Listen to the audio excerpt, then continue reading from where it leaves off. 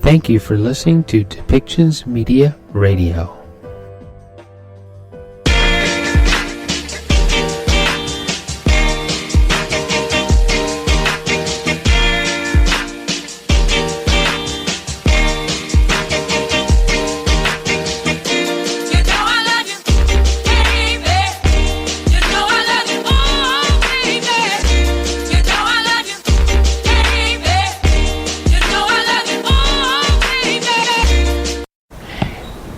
And welcome back, everybody. I'm here with Francesca Anastasi.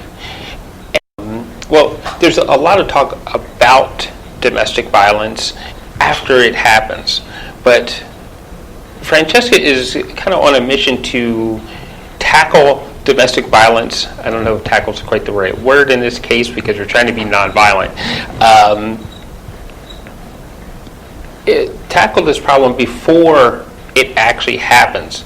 Now, we've had some off-site conversations around mindset and how people actually are thinking as patterns start to happen, and there's a way to circumvent them, starting with one within yourself. Is that right? Well, there are many factors. It's not just one thing. I mean, domestic violence, there are different scenarios. Some of them, some of the recipients, some of the victims are children. So how do you help the children? Right. Mindset can be a very strong indicator that there has been some sort of abuse in the past when there is an issue with mindset, especially when there is low self-esteem or low self-worth. So those could be indicator of possibly abuse being there before or present. Mm-hmm. So where should we start looking? Should we just focus on within our own lives or the neighbor across the street? That's a good question, because it is such a huge, there is not one answer that answers it all. There's more than one place that we need to look at. We need to look at the dating scene, for example, detecting early on in a relationship or before even becomes a relationship on whether a person that you're dating could potentially be an abuser. That's one place to start, educating yourself on what is it you need to look for. How do you determine if a person is a potential abuser? Because there are signs of that. Another way that we could help would be by having, this is huge, but it would be to have all teachers, starting from elementary school and up, being educated on not only recognizing if there's abuse in the home, which I know a lot of teachers are educated now, have to recognize it and they have to report it, but also to build the self-esteem of children. So I think that teachers really should be certified as life coaches to help the mindset of children right off the bat, so that if they're not getting that at home, then they're at least getting it at school. Because a lot of the abuse goes undetected even in the school. So it's not always obvious even to the teachers that there may be something wrong.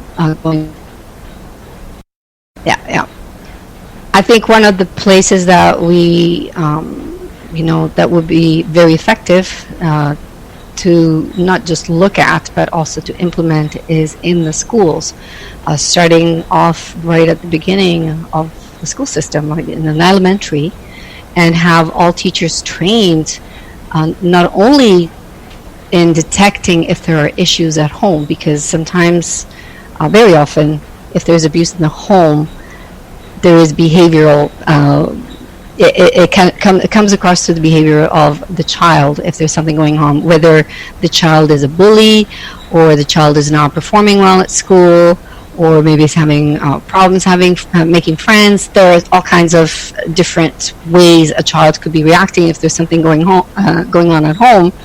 And sometimes, even though a lot of the teachers are trained to detect if something is happening, to kind of dig and find out if there's something going on in the home, sometimes that's not obvious. And especially when it comes to,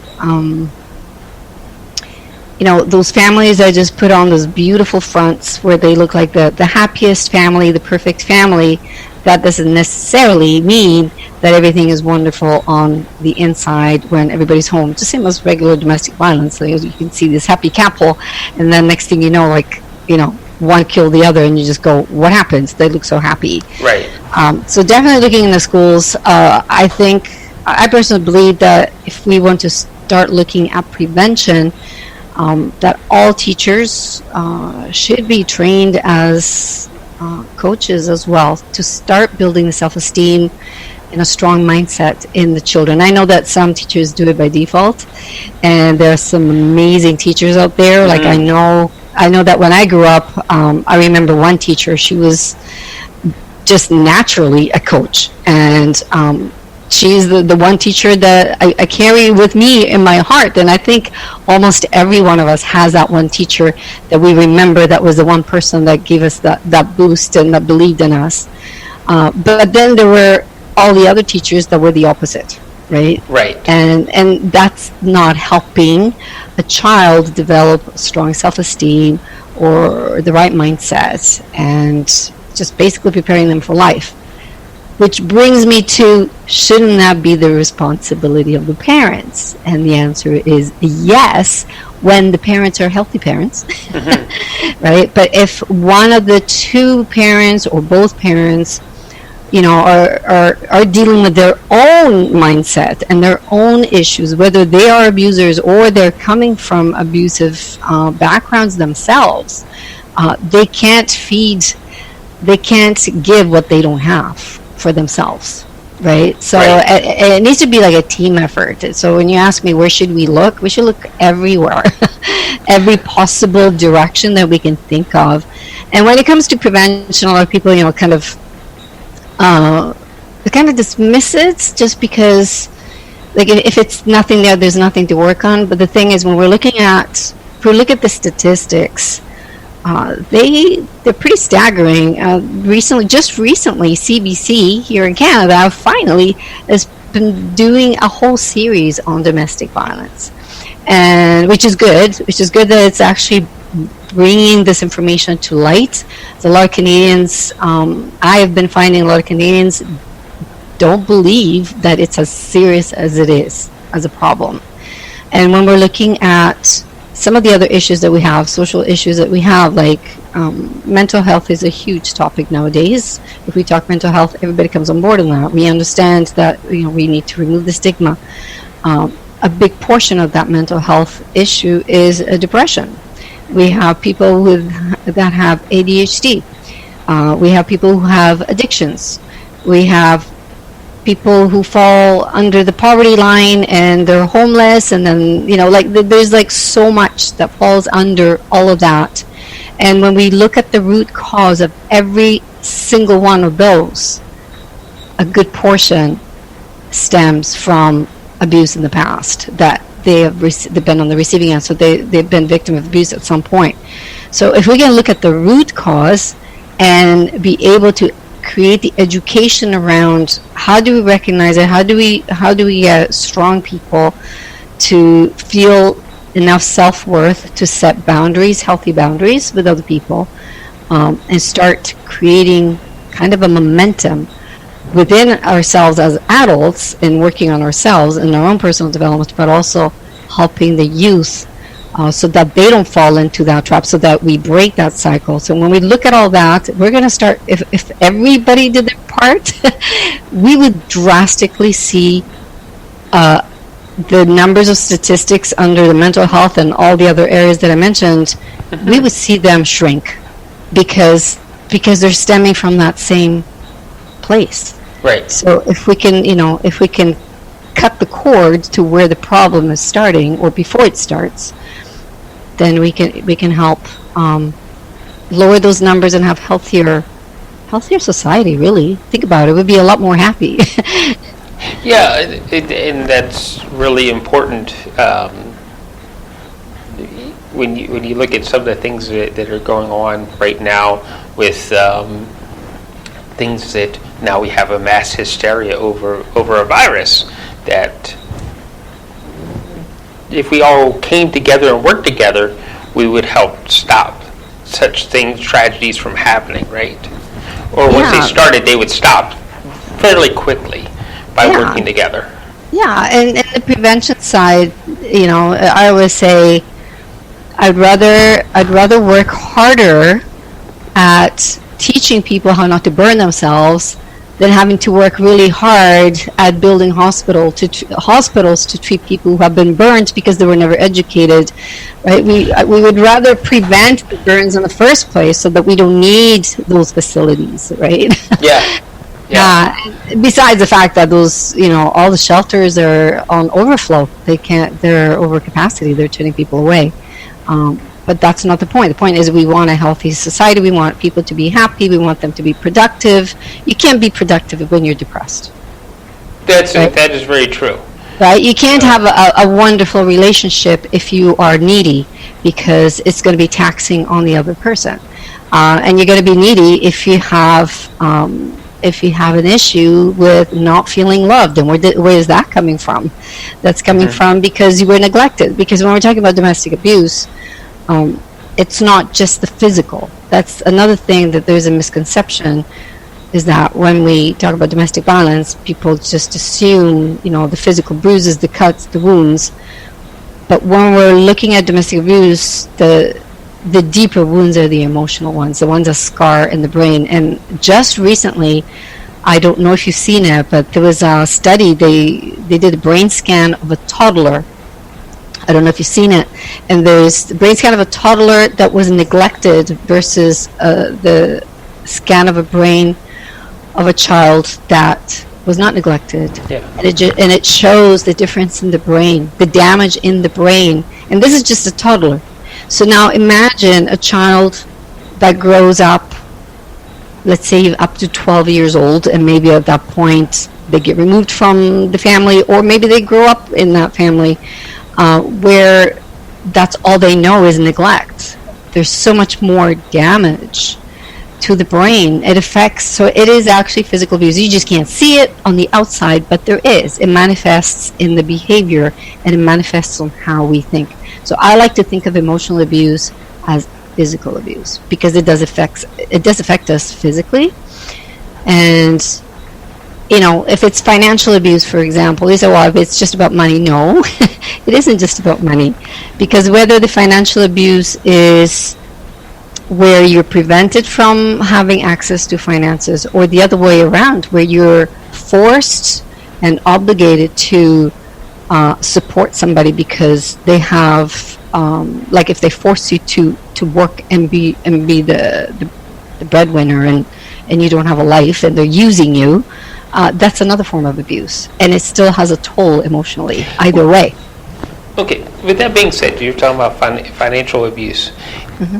I heard this story from a friend's mother, and on the surface it seems like, oh wow, what a great life she had. Her husband would come home and she'd ask for something, he'd run right back out the door, he'd go buy it, bring it back to her. She asked for a new car, he'd go get the exact specifications and everything, and he'd come back to that car. Or a piece of jewelry or something like that, right?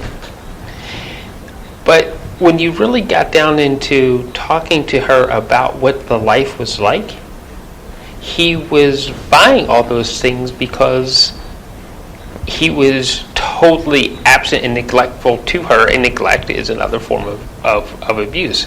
And she felt that she had to escape because he had all this money, so he had the control. Right. So that was his way of trying to keep her, Mm-hmm, right? To keep her from leaving. Yeah, it's. Here's the thing, because I just want to clarify. If you for our listeners, if you're in a relationship where your partner, regardless of gender, where one partner is the breadwinner and the other one is not, and the one person that brings in the money says, you don't have to stay home, you can stay home, I will take care of you, you don't have to worry, you can quit your job, there's nothing wrong with that, as long as if something happens to the person that brings in the money, if that person dies suddenly, is this one person taken care of financially? Right. If there is a separation or a divorce, is this person going to be taken care of financially after that? So if that person is taken care of financially and is going to be fine, then maybe that is out of love. You don't have to work. It's okay. Bringing in enough money, you can do whatever you want. You have all the freedom. You can have the money, as long as they're not prevented to have access to the money. See, that's the whole thing. That you said it right there. They're not prevented from doing what they want to do. Yeah. And in this lady's, as an example, she was prevented from doing what she really wanted to do. And that's where the abuse occurs, right? Yeah. Well, it's one form, right? It's because it puts you down. It gives you're basically a prisoner. You're like a slave in a way. So it does have its emotional toll. In my first marriage, that was my experience. I mean, I was married for 14 years, and my ex-husband did not want me to have a career. He did not want me to have a job. So it was very difficult. I had to ask if I wanted to have a pair of shoes and I needed shoes. I had to ask permission. Can I have shoes? And I had to depend on a yes or no. That does take a toll on you when you can't. You don't have that freedom to even buy it. Like you see something, a blouse or something, and you want to buy it and you can't buy it, and you're prevented from making money to even buy your own stuff. So it's it does take a toll on you as well. There's so many different forms of abuse. I mean, there's the neglect, like you said. There's the financial. There's the emotional. The calling names. Or the manipulation. There's gaslighting. I mean, there's so many different forms. It's not just one type. So I want the listeners to be aware of that. And when it comes to the prevention side, it actually is not that difficult to spot a potential abuser if you're not in a relationship, or you're early on in a relationship, or you're already in a relationship and you're not sure. There are ways to determine whether or not you are with an abuser or a potential abuser if he or she not physically hitting you. There are ways. So it's just about, it doesn't take that much. It's not like you have to be a professor in psychology. You just have to look for what those flags are. What are those signs to look for to see if you're in a situation or not. My second marriage, for example, I was married for 10 years. There was no physical abuse. He kept telling me he treated me like a queen every day. He would pay me compliments every day. He, on the surface, like he was amazing, and I believed it. But at the same time, there was a flip side to that where he was doing gaslighting. I'm not going to get into what gaslighting is, but it's basically when people manipulate the conversation in a way to make you think that you're going crazy. And so there was this flip side where, I was being told all the things that I was doing wrong, but then at the end I was being told that I was this amazing person. And when you have that done on a constant basis and then flipping the script on you, you don't even know what's going on, and you think there's something wrong with you because it's something that happens slowly and over time. It's not instant.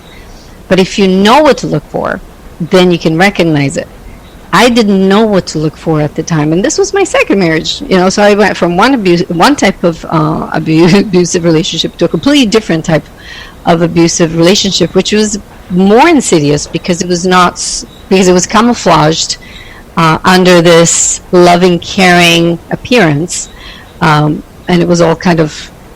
It was messy. It was messy in my brain. It was very messy. It was very confusing, and it took an outsider to point it out to me. Yeah. Okay, so it was pointed out to you, and I have, well, we've been friends for a couple of years, and I've heard you describe your current marriage, and it sounds like everything is done on equal terms. Yes. You're comfortable stating your opinion. Yes. Okay, I am going to say this stupid thing. You can go to the store and buy a pair of shoes and not feel I can, yeah. So this is my third marriage. I did not want to get married a third time, but he is the right person. Actually, we are a good match. No, everything is equal. There's 100% respect, and I think that's where it starts, Michael. It's about respect. If the moment a person disrespects you, that's when the trust is broken. There cannot be love without respect. It's impossible. It's not love. If there's no respect, it's not love. So, I deal with a lot of people who are in relationships that are abusive relationships, and I hear this, but I love him so much, and I this feeling. Well, that feeling is not love. And if you truly love somebody, you can actually let them go. So it's actually neediness. When you feel you can't live without somebody, it's because you're needy and there's something missing within you, and it's part of your mindset, and it's a big sign that there needs to be a lot of healing that has to take place before you can be in a relationship with someone. Mm-hmm. Yeah. So, I know you're not using you as an example of how long it may take for somebody to heal. That's not going to give anybody any real answers.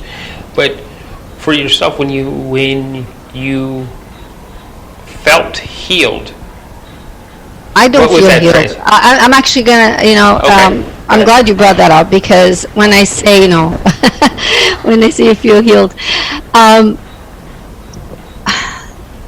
for me personally, like, I have the abuse in my life did not start with my first marriage. I experienced abuse since I was a child, multiple abusers in different categories. So I can't say I'm 100% healed. I am constantly working on myself. I've been working on myself for, oh my goodness, like 30 years now, and it's still a work in progress. I mean, there's still a lot of healing that needs to take place. There are a lot of reminders I need to that I need to do for myself, and give myself reminders that no, this is okay, you're strong, I have to work with affirmations and tell myself you got this when things don't feel right. I still deal with a PTSD. But the thing is, you may not be 100% healed, mm-hmm. but you need to be able to let go and move on. And that's the part. That's the part that needs to heal.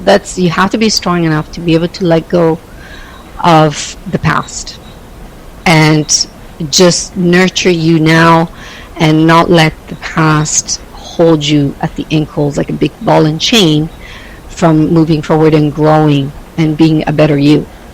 But when it comes to to relationships, I would say, just work on that part where you have to be okay with letting an abuser go, or even somebody who you feel, if you're vulnerable, it's easy to fall into sort of in love, not necessarily love, but out of vulnerability, that neediness. You have to be able to let go, because if you can't let go, it's not love. That in itself is the sign that it's not love. That's because there's so much, especially when we look at television and we listen to different songs and quote unquote love songs. Mm-hmm. It's very vague what love means. They talk about, I have to be with that person, but I like what you're saying about being able to open up and let that person go, knowing that they'll be safe and you'll be safe, or knowing that they're going to stand by you.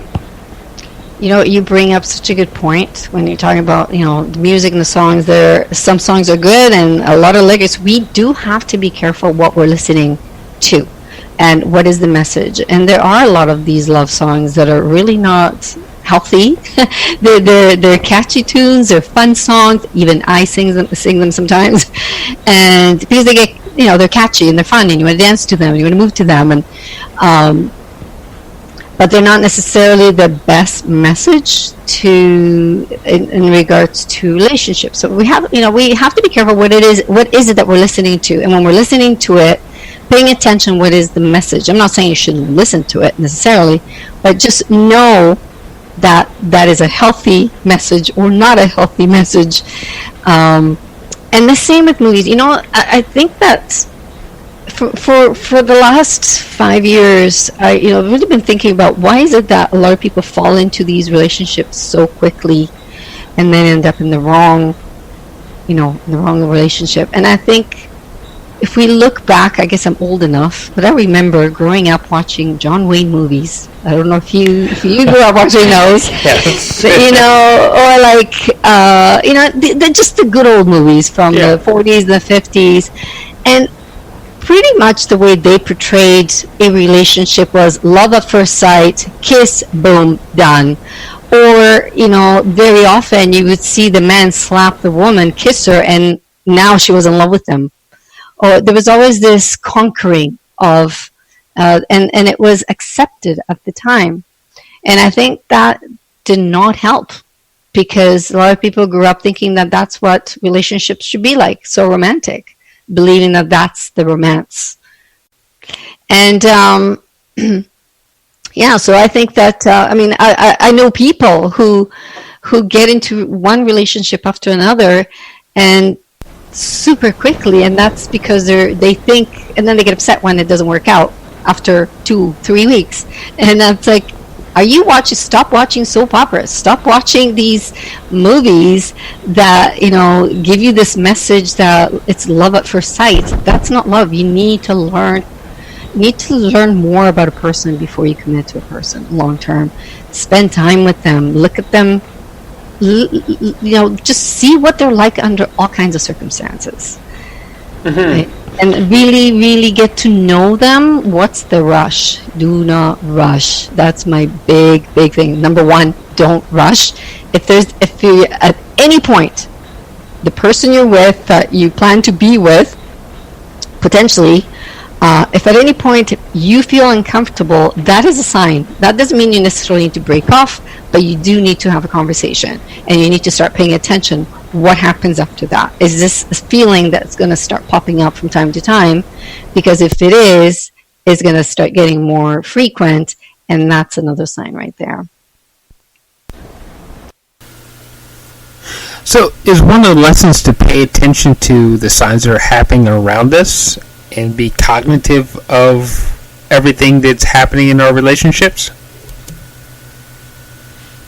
Well, it's, we just need to be smart. We need to be smart. What's the rush? Like I said, the most important thing is to be very strong on who we are. Know who you are, set boundaries, healthy boundaries. And when I say about healthy boundaries, it goes both ways. You want to set boundaries where you don't allow a person to disrespect you, but on the same token, you shouldn't be disrespecting the other person either. So you have to have that mutual respect, mutual boundaries, be okay with people being different, a person being different than you. But like I said, at the bottom, at the end of the day, when it comes to relationships, which is the big topic these days, it seems to be the theme of the century all of a sudden, where everybody is talking about relationships. And perhaps it's because of that, because at first it was all about mindset, and then it was about personal development, and then it was about, the relationship with yourself, and now we're looking at more relationship with with the other. And I think it's kind of coming to a point because all of the domestic violence awareness that's happening as well. But it's a lot of aspects to it. So,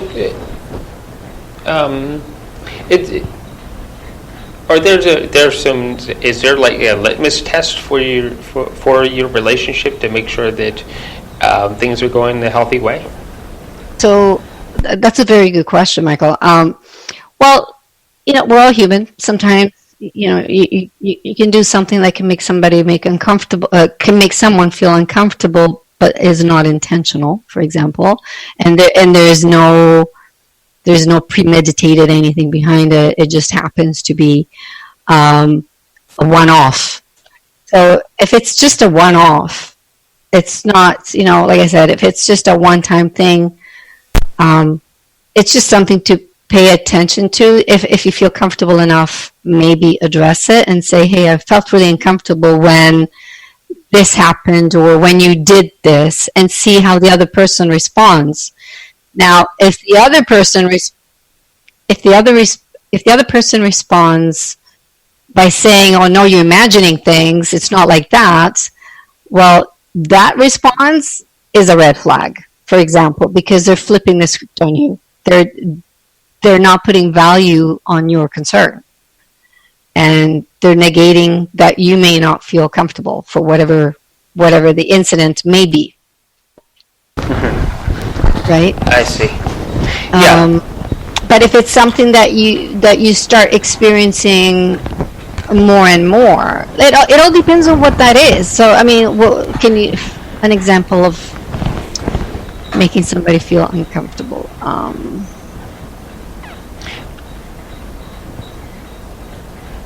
It could be something as simple as I'm going to go at it from the guy point of view to the girl. It's like you got all dressed up, we're going out, and it's like, well, gee, you look fat in that, and you feel comfortable enough to address it and say, hey, that's not right. Why did you say that to me? Oh, you know what, Michael? If that, I would say, okay, goodbye, because that's pretty blatant. I'm reaching for the absolute ridiculous. It's like it's really hard to come up with the examples because there's so many things that can happen. No, there are. I mean, at that point, you're already deep in the relationship. I would think if somebody would say that, the person would feel comfortable enough to say that. And well, as a response, I say, well, that was hurtful. But that is the sign right there. It was my first ex used to do that. He used to criticize what I wore all the time. Mm-hmm. Right? So it made me feel horrible every single time, because whatever I wore, I thought I looked good, and he made me feel bad. When I was pregnant, he got really big. And yet he was pointing out that I was getting fat. Well, excuse me, I'm pregnant, So those are it's obvious that that's not nice. Like, if it's not kind, if it's not done in kindness, it's a sign. So a more kinder way of saying that is, hey, can we work on the outfit a little bit? Maybe change a couple things so that, you know what I mean? Maybe a more kinder way of putting it. I don't know. I think if the person wearing whatever they're wearing, if the person is happy wearing whatever they're wearing, they should not be told anything. Now, if they're asking, how do I look, right? Then I think the answer should be, do you I don't know what the answer should be, honestly. See, there's a good one, right? It's like I went running. I think you could say, okay, I'm going to put myself in that spot. If I asked, I never asked this, but if I asked, what do you think of this outfit? I think I would be asking because I really want a real answer. I don't want a fake answer. Mm-hmm. And I would prefer the honesty, but in kindness. So, as a response, it could be, you know what, I really like the other dress better on you. Or the other outfit I think is more flattering on you. Do you know what I mean? So give it an alternative versus you look like crap, or you look fat, or it doesn't make you look good. You know what I mean? There are kind ways of saying things. So here's the thing, Michael. If you truly love somebody, when you truly, truly love somebody, you don't want to hurt them. And no matter how honest you're going to be, because you want to be honest. So you're going to find a way to be as delicate as possible and as gentle as possible to find a way to help the other person see it in a different way, right? So you come from a place of kindness and you come from a place of love, You don't come from a place of we answer the way we have learned others have done it in the past. Because the example that you're bringing up is an example that is a very common example, right? We hear it a lot, that, there's always a joke around that. So, oh, my wife asked me, blah, blah, blah. But I think that's learned behavior, and that's the other thing. We have to also identify, is it true abuse, or is it learned behavior that we are repeating? Because the whole point of it was, you were talking about prevention of domestic violence. Sometimes we're not breaking the cycle, not because the person is necessarily a bad person that wants to hurt the other person. Sometimes it's a case of we inherit bad behaviors, whether it's our parent or a family member, and we just keep those habits because that's been our environment, that's all we know. And that's where we need to break the cycle and start going in the preventative. That's what I'm saying. If it's not kind and it's not coming and it's not gentle, Yeah. that's the biggest red flag. Okay, so let's leave it at that. It's like, so if you feel the other person's being kind and uplifting, you generally don't have a problem. If it's the other way around, you might. Generally not. The only thing that it would be a problem, because like I said, my second ex-husband, he was uplifting. We had a lot of laughs. We had a lot of fun. But there was the flip side as well. Mm-hmm. And that flip side was in the same day, in the same time. Like, it would be one sentence, and then the next sentence, and the next sentence. So you were going from this being super happy to being completely depressed, because now you were a horrible person. You basically made to feel like everything you've done is wrong, and then they bring you back up again. So you have this emotional roller coaster that can happen within a 5-minute range. Wow. And it's literally, it's crazy making. That's what gaslighting is. It's crazy making. And you don't see it happening. Like, if you don't know what to look for, if you're not aware of it, you don't see it happening to you, because it doesn't happen all in one shot. It happens slowly. They test you. But those are the deliberate narcissistic personality disorder people that they're extreme manipulators. And unfortunately, there are too many of them out there. Mm-hmm. Yeah. Okay. So, I guess we are starting to run out of time with this. It's like, and there's still more that we can actually discuss and make things happen. So I want to talk a little bit about some of the things that you do for awareness. Like last year you did and I think it's the annual thing, and I just happened to find it last year, was your Shimmy Mob. Yes. So Shimmy Mob started the idea started in 2010, and then we did our first one in 2011. So Shimmy Mob is it started out as an annual event where we do dance flash mobs in different cities around the world on the same day every year. It typically happens on the second Saturday of May. Up to last year, we were focusing on the fundraising for shelters for victims of domestic violence. But then I had this big aha moment where I realized that we're really not making that much of an impact if we just focus on raising money for shelters. Like I said before, it's like raising money for hospitals, which of course are necessary, and we're still doing that part. But I realized that we were missing a big opportunity on the prevention side. So as of last year, we started shifting the focus and putting more into the education of how to recognize the signs. So if anybody actually wants to know what some of these signs are, or how do you recognize it, can I give out?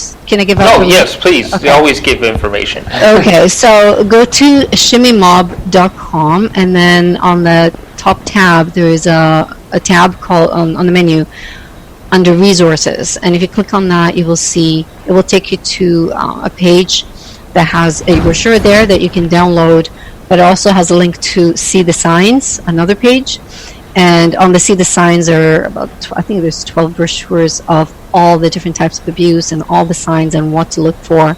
So you can educate yourself.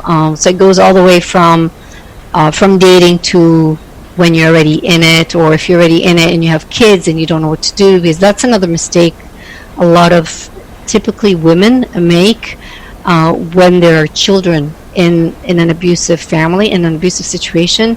They tend to stay because they feel that if they stay, the kids will have a more stable home, versus leaving and having more financial issues and being homeless and all that stuff, the turmoil. But it's actually worse to stay, because you're setting off a bad example for the kids. Staying in an abusive relationship tells the children one of two things. One, that it's okay to stay in an abusive relationship, or it tells them that it's okay to be an abuser. And the children in those kind of situations end up growing up to be one or the other. So they will assimilate the behavior of one of the two parents, whether it's the victim or the abuser. So it is important to leave if you have children, but it is also, I can't stress this enough, if you are in an abusive relationship, to, before you do anything and before you don't even confront your abuser, like, because every situation is different, and it can be very dangerous to confront your abuser. So if you feel like you're in a situation where it's not safe, call your local domestic violence. The closest shelter to you just Google it, domestic shelter wherever you live, and it will pop up. Call the number and say, this is my situation, I don't know how to navigate. What do I do? How do I handle this? Sometimes they help you navigate within your relationship, and sometimes they will guide you step by step what to do and how to get out safely. So that is also a very important thing to do, is you don't always want to confront your abuser and tell them straight, to their face, because that could end up being tragic.